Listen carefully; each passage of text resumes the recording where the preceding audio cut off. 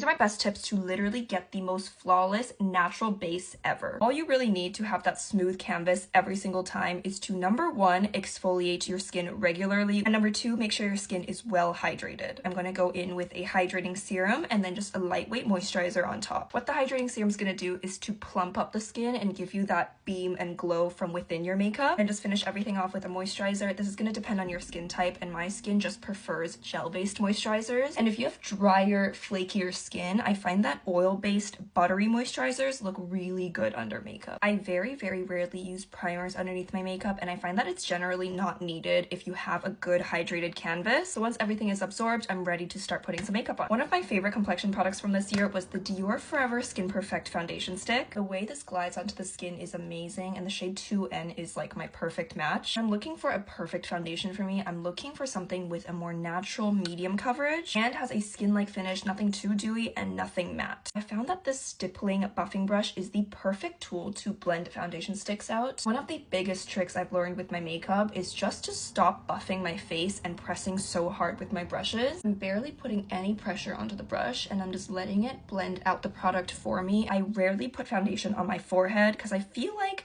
when your makeup looks cakey, this is the first place that shows it and starts to make your entire face look cakey. These are two of my favorite concealers, the House Labs and Hourglass. They're so good, and I think it's really important to have 2 different shades of concealer for different uses on your face. First, I take my perfect skin tone shade and I deposit it on the back of my hand. I'm grabbing a soft paddle-shaped brush and picking it up, really working the product into the brush so that it doesn't look like a splotch on the face when I put it on. I'm just tapping it onto any red spots on my face that need a little more coverage, and just tapping. I'm not doing any sort of blending or buffing.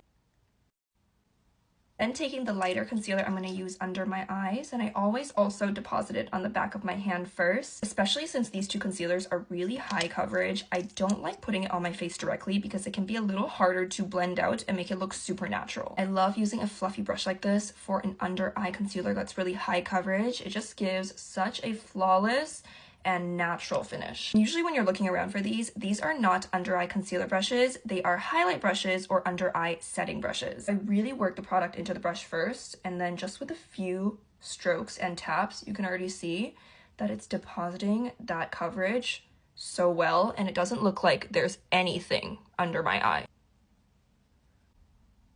And that's the before and the after. The secret is really just working the product into the brush super well so that when you apply the product under the eye, there is nothing to blend out. Okay, now the complexion is perfected, but still super natural. Now I'm just finishing off with a cream contour. This is Westman Atelier in Biscuit. I find it's really essential for me to just add some shadows and depth back into my skin after I've kind of blanked it all out with the foundation. Don't go too dark with your contour shades, and especially make sure it's not warm toned, otherwise your face is gonna look really muddy. We all tend to go overboard with blush these days, so I think it's a much smarter idea to pick up the product on a brush first and tap it out on your hand, and then deposit it onto your face. Using a lighter hand, which means holding the brush towards the end of the handle instead of up here where you're going to apply more pressure. Your placement is really up to you, but I like to go in sort of a upside down triangle shape and a little bit up to the cheekbone. I love this Hourglass Vanish powder so much for setting under the eyes especially. It's so natural and blurring. I like to not set everywhere on my face, just in the places where I put concealer and in the center of the face. I just like finishing off with a powder bronzer and my favorite pink glowy powder blush.